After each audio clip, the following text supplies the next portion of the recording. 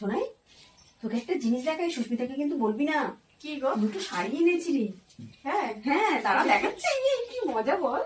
দুজনে দুটো নিয়ে নেবো, কেন বলতো, ও বাসন মাজছে, এখন দেখিয়ে নি তোকে। দেখি কেমন শাড়িটা মনে করো।